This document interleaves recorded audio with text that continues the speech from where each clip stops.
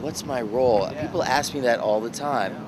You know, um, I really hold a lot of different hats on this show. I originally started by buying the underlying literary property, The Killer Inside Me from Jim Thompson, many many years ago, and we've gone through several different directors, but finally we had this sort of amazing frisson with Michael Winterbottom, and he just took it, rewrote the script, like, and I mean, usually scripts are like 120 pages. He like 86 pages. It's all about how many setups he can do and how he actually shoots the film, Um, but um, but I do a little bit of everything. I do the financing, I do the development, I do the little teensy weensy, like, for instance, like one of those guys had fuzzy dice on his rearview mirror. I was like, out with the fuzzy dice, and like Michael's like, nice. Obviously, coming to Oklahoma, which is the home of Jim Thompson. He grew up in Anadarko, as you well know, but he wrote most of his stuff in Texas, and he's written like 20-something novels. Some of his most famous ones are The Grifters, The Getaway, After Dark, My Sweet. He wrote 2 movies for Kubrick, Passive Glory with Kirk Douglas, The Killing, Kubrick's first movie with Sterling Hayden. So there's a lot of provenance with this writer, and mostly he writes about people's inner desires taking control of themselves, but with a twist. I mean, this is really like a love triangle where the main character, Lou Ford, has decided that he's not going to take it anymore. He's in a new town, like a town that started out with 5,000 people, and then it became like an oil boom town, and he's sort of the guy who's the fixer, and he's sick of it. And he goes to help out the guy who's like the main oil baron in the town, and some people die, and he's the one who's asked to investigate the murders.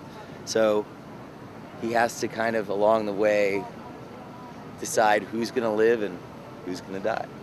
We all know that you guys have a fabulous film subsidy, and so that's very important to us. But really, we went to Texas, we went to New Mexico, we went location scouting all over the place, and Michael, the director, Michael Winterbottom, really loved it here. I mean, it has everything that we need. I mean, Guthrie, have you been to Guthrie? I mean, have you seen that the Masonic temple there?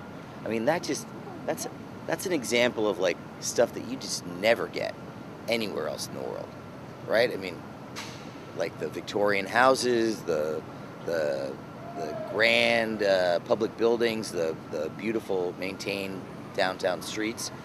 I mean, there's nothing like it in anywhere else in the country. I got to say, I love Oklahoma City. I've had more fun here than I've ever had in any location in my life. I mean, you guys have what? Rodeo Bar, you got the High-Low, you got all sorts of crazy, the Clausen Grill. I mean, you got Charlie's Records. Charlie's Records, hey Charlie. I mean, you guys it's authentic. It's a real American town. And the people make you feel that way too. They make you feel wanted and accepted. We're looking at 2 more actually. One of the ones that we want to do is called Music for Torching.